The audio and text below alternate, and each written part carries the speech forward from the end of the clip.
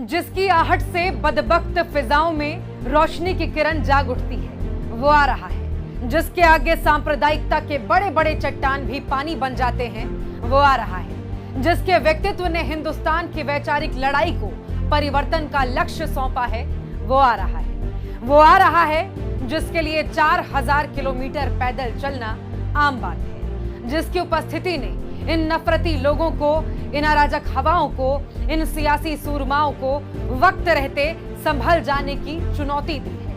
वो आ रहा है जिसके धैर्य के आगे दुनिया नतमस्तक है। जिसकी सादगी, विनम्रता और सौम्यता का गवाह पूरा देश है। संसद का डिस्क्वालिफाइड एमपी सत्यमेव जयते के साथ वापस आ रहा है।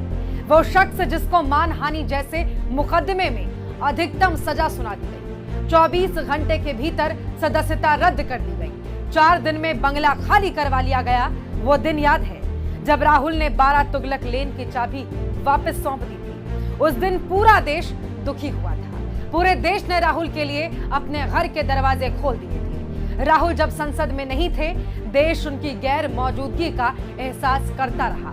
सबकी निगाहें सुप्रीम कोर्ट के फैसले पर थी और इस बार हम निराश नहीं हुए। अब सत्य को न्याय मिल चुका है।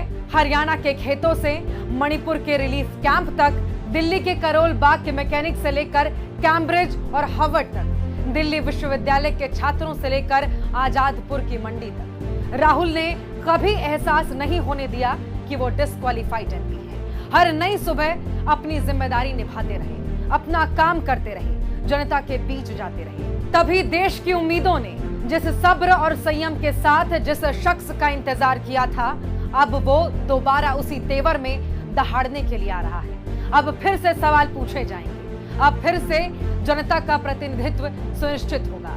अडानी की कुंठा सहलाने वाली सरकार के उल्टी गिनती शुरू हो चुकी है। जननायक राहुल गांधी वापस आ रहे हैं। 140 करोड़ देशवासियों का नेता फिर से सदन में आ रहा है।